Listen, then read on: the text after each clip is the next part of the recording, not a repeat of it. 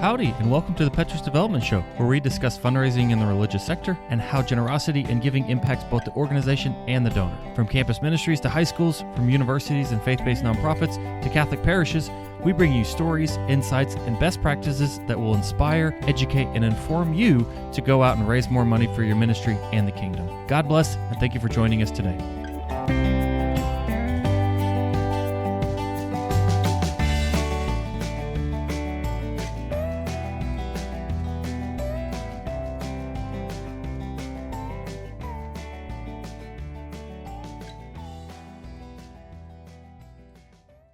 Well, howdy everyone, and welcome to the Petrus Development Show. We're back for another episode, and this time we're going to talk about monthly giving, one of our favorite topics. I'm here today. Well, I guess first I'll introduce myself. I'm Rhen from Petrus Development, and I'm here today with Petrus's owner and president, Mr. Andrew Robison. Hello, Andrew. Howdy, Rhen. Yes, I am happy to be here, and I am happy to talk about monthly giving. It is one of my favorite topics, and I have been doing it for a while and tried to learn a few things and pass them along, and I'm excited to talk about them with you on this episode. I know once upon a time you did a master's degree, and once upon a time, many moons ago, yes. In the process of that, your capstone project was on monthly giving, if I'm not mistaken. It was, yeah. I was working at St. Mary's Catholic Center, Texas A&M at the time, and we had a pretty strong monthly giving program that was fairly unique among campus ministries at the time, and we're always looking for ways to get it better and make it better. And so when I had to write my capstone, I don't remember if it was my boss or I think my boss suggested, why don't you write it on monthly giving? And I said, that's a great idea. So that was I think the actual title of it was something like, what are the benefits and challenges of an electronic funds transfer program for your nonprofit ministry. So EFT was the term. That it's still a term, but certainly we use it a lot more then than we do now. And this was when monthly giving was a thing, but not as much of a thing as it maybe is today. Yeah, definitely. It was kind of, I don't want to say cutting edge, because it's hard to it's hard to think of the nonprofit community as having anything cutting edge, tragically, but it was fairly novel in its use. In fact, the reason that we had a strong monthly giving program at St. Mary's was because my boss at the time had previously been in insurance sales, and insurance was very quickly making the transition from people paying their monthly premiums by check, or meeting with the agent and giving them money at the time, to automatic transfers of that $10, $20, $100 to pay their monthly premiums. And so he had seen that work in insurance sales and had thought, well, that should work in nonprofit as well. And so he was very much a pioneer in that regard, and St. Mary's is in a very strong position financially now, in part because of the monthly giving program from what he started many years ago. I can echo kind of that. As an alum of the university and campus ministry I was at, I was always trying to convince the campus ministry to take online monthly donations. The website didn't support it. They said, people just send us checks. And I'm like, I haven't had a checkbook in years. Right. So when I had a chance to go back and work there as development director, the first thing I did was set up a website, set up monthly giving, and put some effort into that. And some of the pushback that I got right away from members of the community is, why would you put a lot of effort into monthly donations? We should be going out asking people for 4, 5, 6-figure donations. Who wants, why spend time asking for $25, $50, $100 a month gifts? So maybe let's start there as we talk about monthly giving. Why put any effort into it in the first place? Sure. So that's a good question, and I think it's a fair question, especially for a board member or executive director to be asking, is what the heck is the benefit of these small gifts when we could be raising serious money? And there's a couple of reasons. One, monthly giving is very much a cultivation activity, right? So, when we think of the 4 types of meetings that you would go on, or the 4 types of sort of interactions you would have with donors, you think of discovery, getting to know somebody; cultivation, kind of moving that relationship along; solicitation, actually asking them for a gift; and then stewardship, thanking them for the gift and showing them the impact. And so we think of solicitation as that act of, would you consider a $1,000 donation? Would you consider a $100,000 gift to transform this ministry? But in in reality, oftentimes our solicitations can actually act as a form of cultivation for the next gift, right? So stay with me on this. So if we think that an individual, let's say, has the capacity and at some point, maybe not the interest, not the propensity now, but the capacity to make a much larger gift, but we don't have that relationship, well, do you just not ask them for that larger gift while you sort of wait for that relationship to develop? No, it's very practically speaking, it's a way to further engage them and draw them in and cultivate them for that $100,000, $1 million, $10 million gift down the road, maybe to ask them for a smaller gift along the way.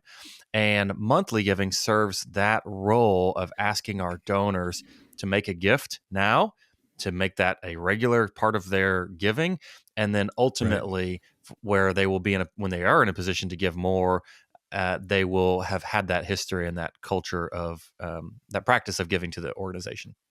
Exactly. It starts building that level of trust between the donor and the organization. They start paying a little more attention to what you're doing because they are supporting you. And over time, that can progress.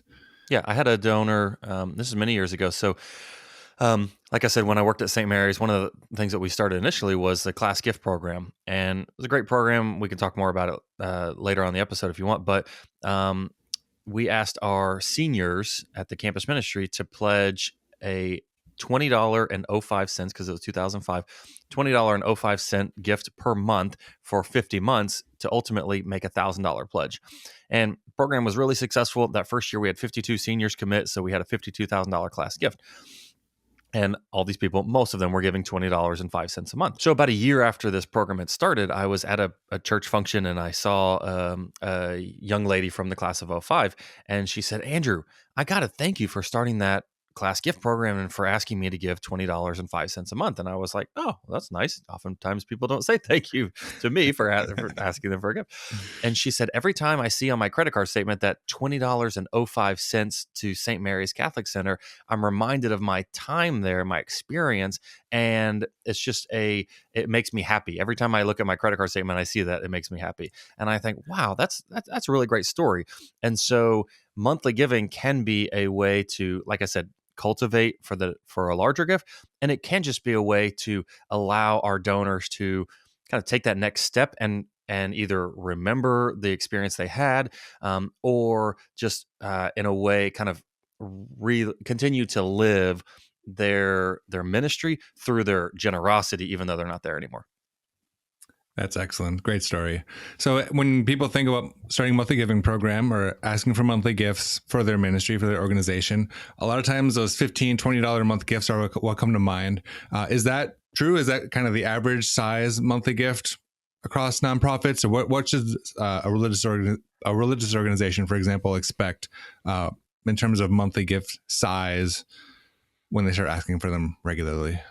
Yeah, so it's going to depend on the maturity of the program, right? As you get larger, more volume of gifts, your average is going to go down. When you're just starting out, sometimes you'll have a higher average gift. But in religious nonprofits, the average actually is $59 per month is the average gift size of somebody that does a monthly gift.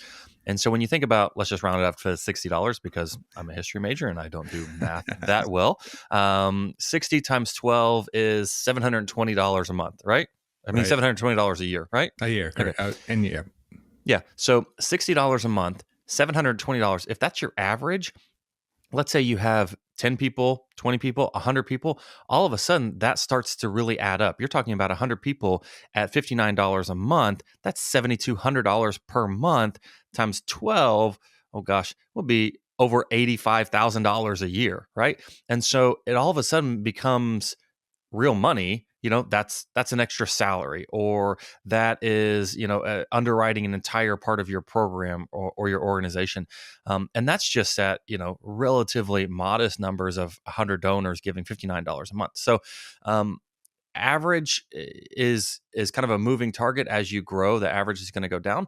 But if you start now and you continue to ask for gifts and make it easy for people to sign up, you're actually talking about kind of real money, not just $15 a month, $20 a month, which really doesn't sound all that big in the grand scheme of things.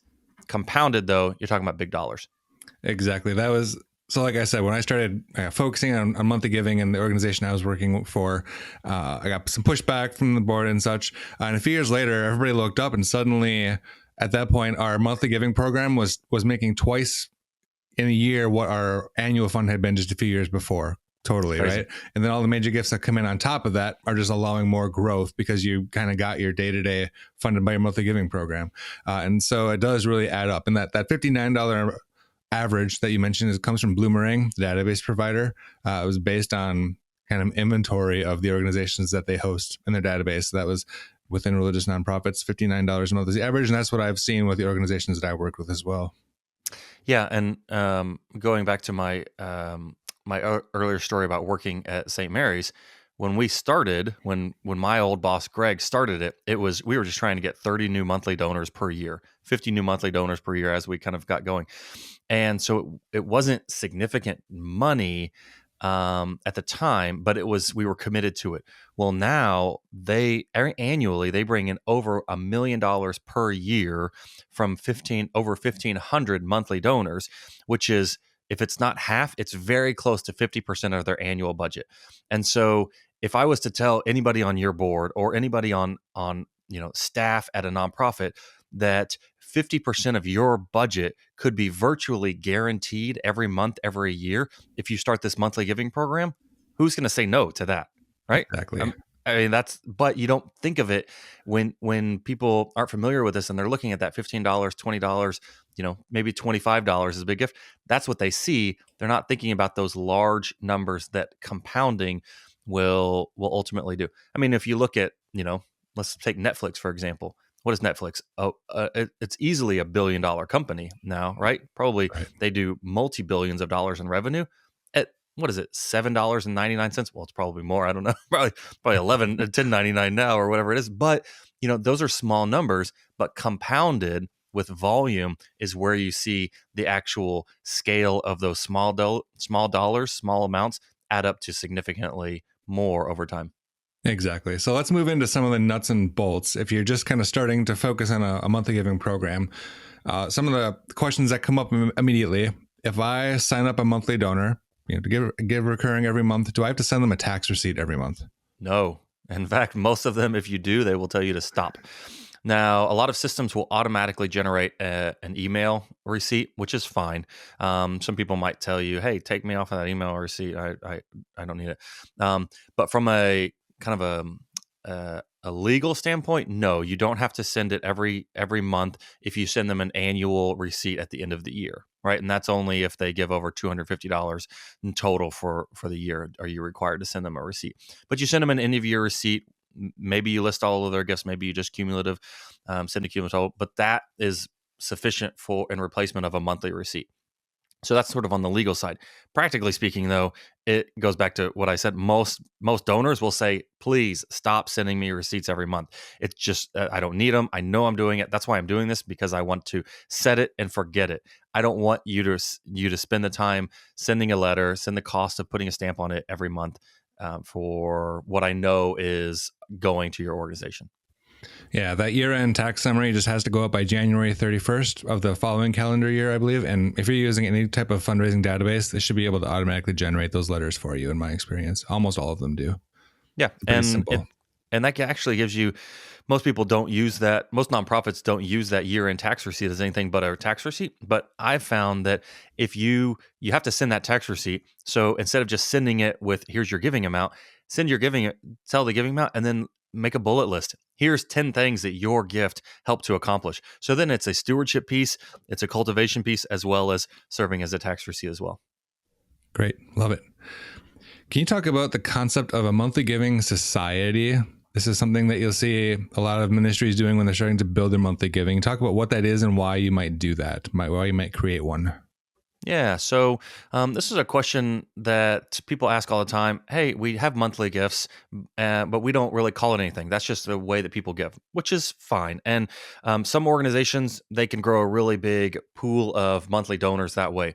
What I have found is that by sort of branding and labeling all your monthly donors as a society or a club or as a group, then it gives you the language to be able to thank them as a group. It allows you to be able to kind of market that style of giving to other people that are not in ways that you just can't otherwise.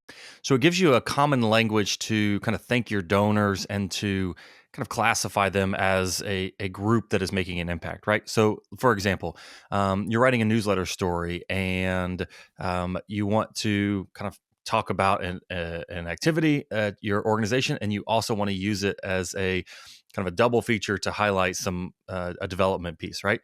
So what you can do is you can write this article about how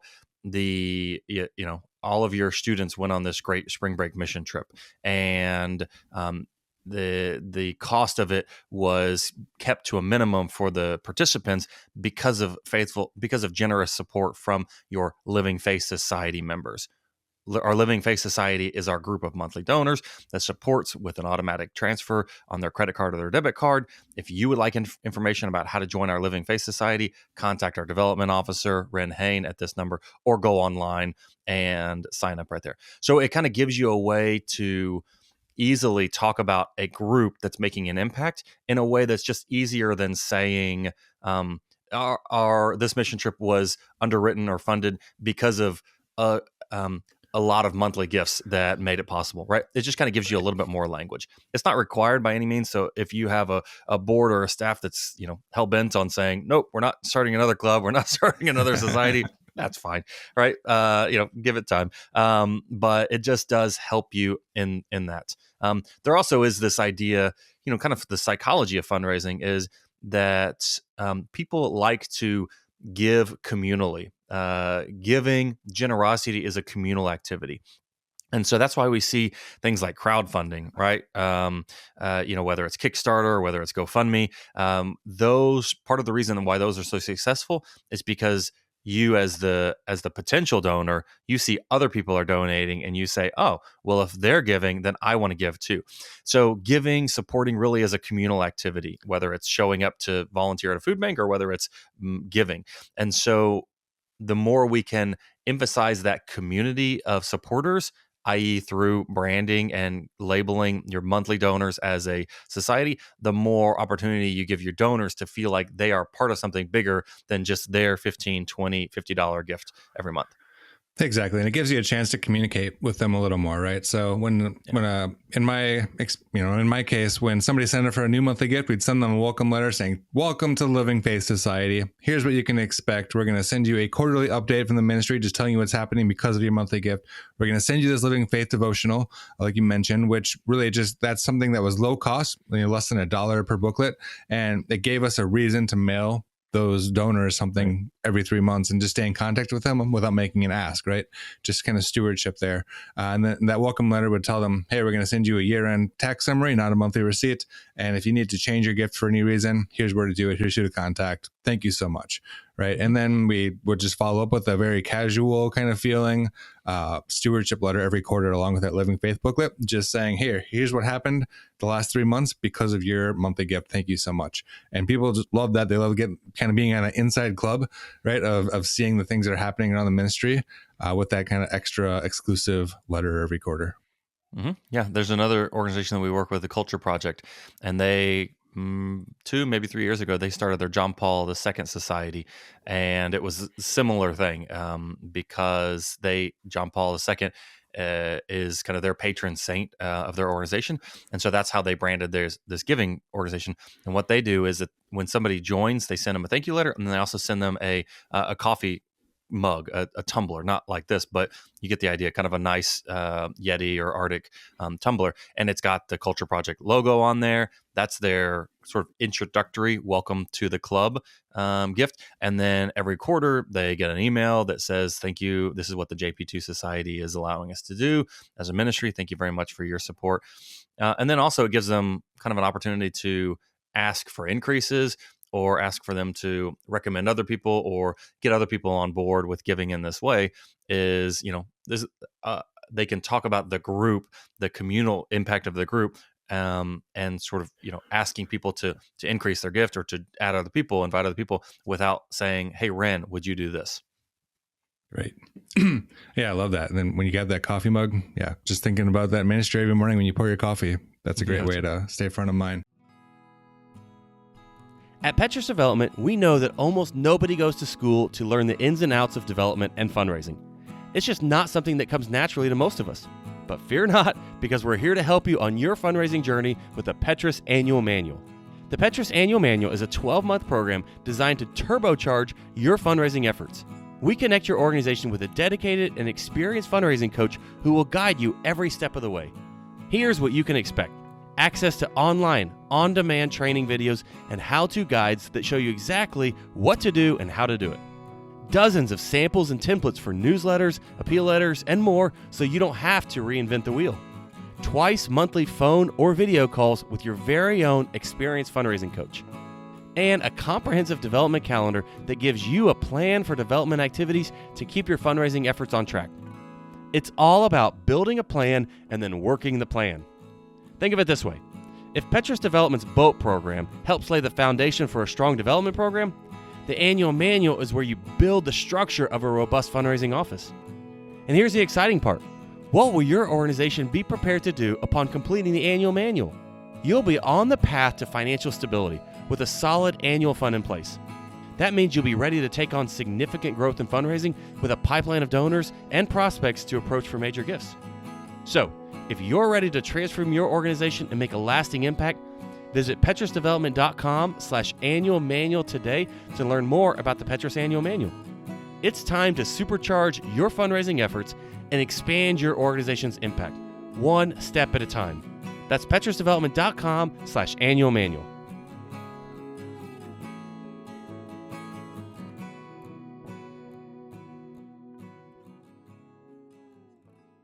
So what happens? This is something in my experience that happens more often than you expect. When a monthly donation fails for whatever reason, what's the follow-up? What's the procedure then?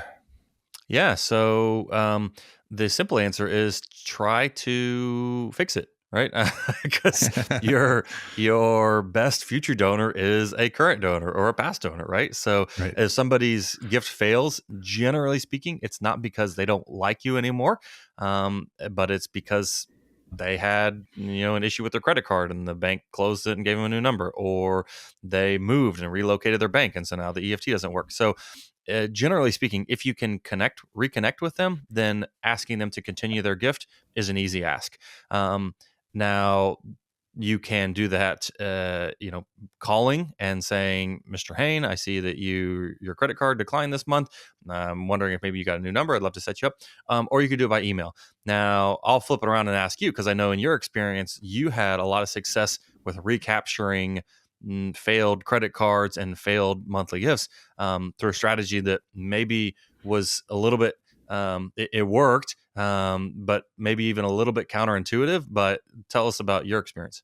Right. This is all anecdotal from my experience, not necessarily scientific, but it was kind of counterintuitive. When you think of fundraising, getting somebody on the phone is always like number one if you can't see them in person. But when it came to monthly gifts, I found when I called somebody up and said, hey, your donation failed because your card's expired, or, a lot of times it's because they got a new card for whatever reason, they had fraud or whatever on their card and they get a new one from the bank. Hey, would you like to start that back up? They would almost always, when I called them, say, oh yeah, let's get it going again. Here's the new number. Here's the new expiration date. Just keep it running what it was running at, right? And so it was great. We recaptured a lot of donors that way. For a long time, I had a lot of good email addresses for my donors, but not phone numbers. So just by necessity, I had to email them. And when their card failed, I would send each person a personalized email that made it clear it wasn't just a system email. It was mentioning their family, mentioning whatever I could to make it feel personalized, and saying, hey, your card failed, your donation failed. If you'd like to set it back up, here are the steps to do that. And I got a huge percentage of those people to sign back up, and a lot of those people signed up at a higher giving amount than they were at before. And so my best hypothesis there is that instead of just saying, can I sign back up? Yes or no? Yes. Here's my card number. I got the phone call. When they had to kind of think about it, like, oh, I'm going to sign back up. And as long as I'm doing it, I may as well up it by $20 a month or something to that effect. Right.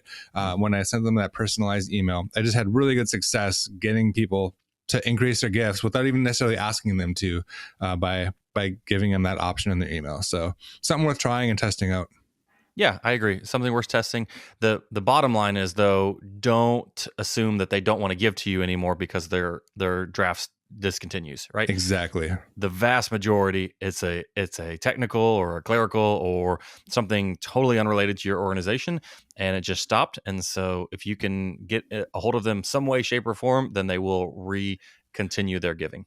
Exactly. And it does become a big task as your monthly giving grows. In my experience, again, about 3% of my monthly donors failed every month. So if I had 100 monthly donors, every month, about 3 of them would have a card that failed for whatever reason. And so it became almost a weekly thing, especially as you get into a couple hundred monthly donors.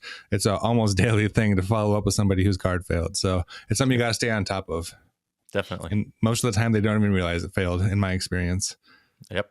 That would be my experience if I had a gift that was going and all of a sudden somebody called me and said, your credit card transfer stopped. I would say, oh, all right, well, let's get that fixed. Excellent. So let's go back to kind of growing that monthly donor base. What are some methods you could use, any organization could use, to try to encourage more monthly donors, to get people to sign up for monthly gifts? Yeah. So monthly giving is one of those things that people have to hear about it multiple times. I don't know the number, but I would say between 7 and 10 times before they are going to sign up. It's not necessarily the same ask as just asking somebody to support your Christmas appeal or your end of year giving. It is a more involved ask. And so it takes people multiple times. They may decide the first time they hear about it, oh yeah, that's something I'd like to do. And then they don't get around to it until the 4th, 5th, 6th, 7th, 8th time that they see you mentioning it or they see and ask about it. So the number one way to grow your monthly giving program is to ask, and to ask a lot. Make it easy, make it sort of convenient for people to see, and then make it easy for them to sign up. Once they are ready to, if they want to sign up from their phone, let them sign up from their phone. Don't make it to where they have to call you. You have to email them a form. They have to sign it out. They have to, sign it with a real ink pen and mail it back to you. That is not, that is so counterintuitive to what monthly giving is, which is convenience and simplicity, right? You want to make it convenient and simple for them as well. So allow people to sign up on your website, allow people to sign up on their phone. Anytime you send an appeal on your response piece, allow them to say, make my gift a monthly gift. Funny story. One time we had we got something in the mail that was somebody had written $1,000 on their credit card, and then they had checked to make my gift a monthly. We said, I think this is one we probably want to confirm before we start running this every month. And so it was a one-time gift, but who knows, maybe, someday somebody will sign up for $1,000 monthly gift in the mail. Who knows? Allow people to sign up anywhere and everywhere they can. Appeal letters, newsletters, website, phone, in person. We did something one time when I worked at a campus ministry, and we were doing a student registration drive. So really, we just wanted to know who the students were and kind of what organizations they were interested in. Well, as we had extra room on the form, and so we put a sidebar that says, I want to make my financial commitment as well, and I put that. Everybody, we got a couple hundred back, and that were here's my name, I'm a registered student, and here's the ministries, and then I think there was like 35, 36 that came back as here's start my monthly gift, and so making it easy and simple. And then one last strategy that I'll talk about, which is something that I know you guys did really well, is use matching campaigns and use kind of online or in-person giving days as a way to sign up for monthly gifts. And Definitely. What I mean by that is it's very common for your organization to say on this date or in these 36 hours, everything that you give will be matched by some generous donors. That's a very good strategy for sort of moving people to action and giving, right? Well, a lot of organizations, they say, make your one-time gift these days. And it's a great opportunity for you to say, make your monthly gift, start your monthly gift, or increase your monthly gift on these days as well. And that will be matched. And so that can be a really easy and simple way to encourage giving. They're already motivated to give because they're seeing your social media posts, they're reading the emails, they say, oh, this is the day I want to give. So make it easy for them to sign up for a monthly gift then as well. So those are a couple of strategies. The key point is get creative and never stop asking, because it takes people a couple of times before they're going to say yes. Exactly. That matching gift challenge is key in my experience, at least. Saying, hey, we've got this $10,000 challenge gift from these generous donors. everything's going to be matched. If you set up a new or increase your existing monthly gift, the first 3 months or the first 6 months of that is going to be count toward that $10,000 match, right? We even moved on to the point where we solicited the challenge gift as monthly gifts. So we approached a bunch of recent graduates who hadn't signed up for our class gift program, said, hey, would you like to consider a monthly gift? And we're going to bring that as a challenge to the rest of our list. And we said, hey, we've got $1,000 a month in new monthly giving from these 30 recent graduates. Can you, the rest of our alumni, parents, friends of the ministry, match that in monthly gifts? And we raised $2,000 per month in new monthly gifts from 80, 90 people. That was a huge boost to the monthly giving. So just finding creative things to do like that those doubling your gifts are really motivational for people. Yep, I love that. And that was just an idea born out of we want to do this thing. How are we going to figure out a way to make it happen? You got creative and it took off. And now that has become kind of a regular habit of the organization there. Yeah, that started as, I don't know if we can raise enough to hit the total challenge goal. How about if we include monthly gifts? And I think the first time it was the first 12 months are matched, and that adds up real fast. That got us over the goal. And then we said, okay, we could probably do it with 6 or 3 months. You can kind of tweak it to fit the size of the challenge gift if you need to. Yeah, when I worked at a different campus ministry at Ohio State University, the first matching collection we ever did, we allowed people to sign up for monthly gifts, and we had a pretty big parish community there, a couple hundred families, a lot of students as well. And the first matching collection we did, we had a $21,000 challenge. So that's kind of what we posted. We saw about $25,000 or $30,000 come in through one-time gifts, and the monthly gifts, when you added up the first 12 months of their monthly gifts, it was over $55,000 per year in new monthly gifts from people just signing up on this one weekend. And so Awesome. it really is a way for you to, again, make it easy, get creative, and people will sign up to support monthly. That is great. So I mentioned a senior class gift. You mentioned it earlier on too. What is a senior class gift program? We've been described it a little bit. Maybe give us a little more depth there. Yeah, so it really is asking this is for a campus ministry, although it doesn't have to be a campus ministry. Again, I mentioned the Culture Project. They're instituting a class gift as well for their missionaries. So you can be creative and use it in different ways. But for campus ministries, it's kind of a perfect tool to get your young alumni giving before they're young alumni, right? So when the seniors are approaching graduation, then you or a committee of other seniors, ideally, will actually go and ask these seniors to make a pledge. Typically, it's $1,000 pledge per senior. They sign up to give that monthly. So like I said, $20.05. Could be $20, could be $30, could be $50, could be $10. But they are committing to a monthly gift until they complete their pledge of $1,000.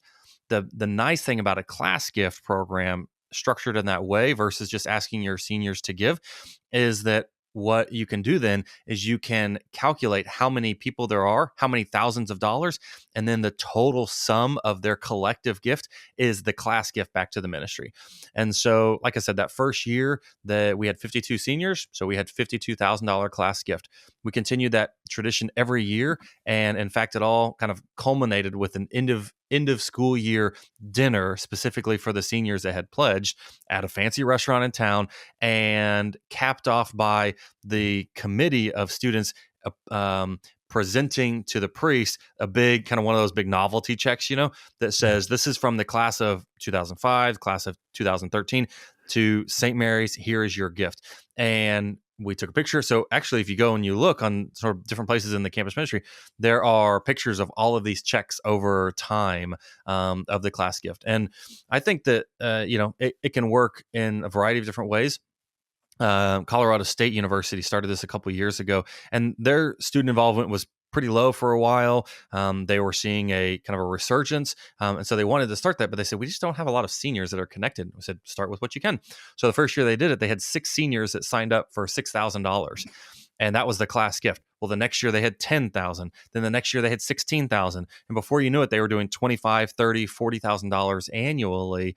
But it started because they were willing to start small with where they were. Exactly. And you can reach back out to recent graduates too. That's what we did when we started ours. We looked at who graduated the last 3 years, said, hey, we didn't have this when you graduated. Would you like to join it now? And a bunch of them did. It was actually our biggest class gift for a long time because we had so many people join in from the previous years. But yeah, like you said, get creative with it. If you're a retreat center, consider setting up a program like this for people who go on retreat, right? The different ways you can approach something like this. Doesn't have to be a campus ministry specifically. Again, going back to our earlier point, it's that communal giving, right? Like that's why the seniors get so excited, is because they know they're not signing up for $20 a month on their own. They're doing it with their classmates. And we talk about the impact of what does a $50,000 gift mean? What does a $10,000 gift mean? What's the impact of that? And it gives them that understanding of my $20 is actually making a much greater impact because I'm joining in community in this gift. Exactly. Let's end with a somewhat controversial question. Ooh. If somebody signs up to be a monthly donor, should you still send them appeal letters from your organization? Yes. So I guess the sort of natural response to this would be to say no, right? Nope, they're already giving monthly. I don't want to mess that up. Don't send them any more appeals letters. What the data shows is that your monthly donors are actually more likely to also give to your end of year appeal or your matching campaign than your non-monthly donors.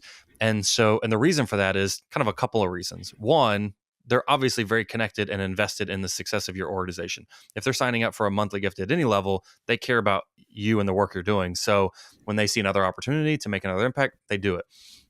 The other reason, though, is practically speaking, like we talked about, many of them, they sign up and that gift may go for years and they know it's happening in the back of their mind, but they don't actually remember signing up. And it's just sort of like, I think I'm giving to this organization. I really like them. And so they get an appeal letter or an email about giving to a monthly or giving to a giving day. And they say, I love this organization. I hear from them all the time. They obviously keep me in their thoughts and prayers. I want them to do well. So I'm going to give. So don't take them off of your list. And consider that many of them will actually give additional gifts because they are invested in your organization. Definitely. I've especially seen that at the end of the year. It seems like, they calculate their whatever taxes or whatever the equation is for each individual donor. And they say, I still want to give away this amount of money. Who are they likely to give it to? The people that are already supporting because they already love that organization and you're one of them. So give them that opportunity to make a gift. Completely. Yep. You never want to answer no on behalf of your donors. That's exactly right. So I know we could probably talk all day about monthly giving. You and I have done it in the past, but maybe we should wrap it up for today. What do you think? That sounds good. All right. Well, if you would like to learn more about monthly giving and about building development programs in general as a whole, you could check out our course called Basic Online Advancement Training. It's a 10-week long cohort-based course. And the next cohort is open for registration now. It's going to start the week of April 15th and run through June 21st. And it'll give you the blueprint for how to build a fundraising program. And if you're a brand new fundraiser, it'll kind of give you that overview of all the pieces that within the program and how they all fit together, what all the activities, how they complement each other. And as you build a program, if you're just starting a fundraising program, it'll kind of show you the steps you got to take over time to build that up. So we invite you to check that out. Go to petrusdevelopment.com/boat. And this is perfectly in line with what we've been talking about, because we say giving is a communal activity. Well, so is learning about fundraising, right? And so one of the greatest things about BOAT is that you do it in a cohort. And so we've already had, 4 cohorts go through BOAT program.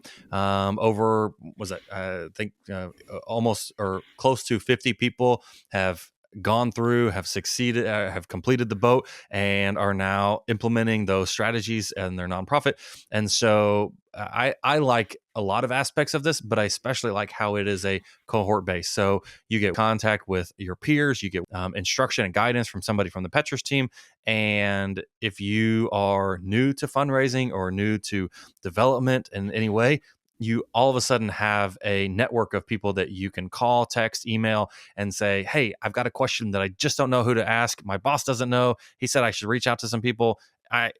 What do you think about this? And so it definitely is a way to help build your professional, your personal network, but then also just learning about fundraising, learning about some of these topics in community it just makes it more fun. Exactly. So that's Basic Online Advancement Training, or BOAT for short. BOAT for show. go to petrusdevelopment.com/boat. And if you have a question you would like Andrew or one of our other expert fundraisers to answer on the podcast, you can send it into podcast@petrusdevelopment.com and maybe featured on a future episode. And finally, if you'd like to take your monthly giving program up a notch, you can use our free checklist that we've created that walks you through all of the stewardship activities you should be doing for monthly donors throughout the course of a year. You can access that for free at petrusdevelopment.com/139. This is episode 139 of the Petrus Development Show. So go to petrusdevelopment.com/139 to get that free checklist of stewardship activities for monthly donors over the course of the year. Great. Well, thank you for joining us today, Andrew. Some good stuff on monthly giving, and we'll see you again in a couple of weeks. Absolutely. Looking forward to it.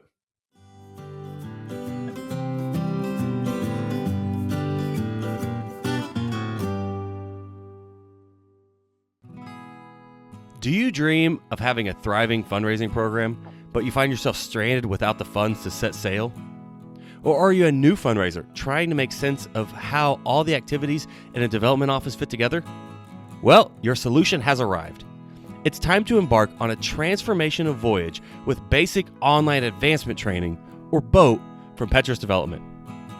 Picture this, a 10-week online course meticulously designed to equip you with the essential knowledge, strategies, and support needed to build a thriving fundraising program from the ground up. With BOAT, you won't just scratch the surface. You'll dive deep into 12 expertly crafted modules that take you step by step through the process of building your fundraising program. You'll have weekly cohort calls led by an experienced fundraising coach to guide you through implementation of the foundational elements of a development program. But don't just take our word for it. Listen to what Patty Connors from St. Thomas More Newman Center at Ohio State University had to say. Wow, there is nothing basic about BOAT. It encompassed every aspect needed for a successful advancement plan. The program is simply fantastic. Don't hesitate to start. It will be the best decision you ever make for your ministry. By the end of your journey, you won't just have theoretical knowledge. You'll have a practical, customized blueprint for your organization's fundraising success. So don't miss the boat. New cohorts set sail in January 2024. Enroll now and chart your course towards a brighter, more impactful future. Visit petrusdevelopment.com/boat today and let's navigate this transformational journey together.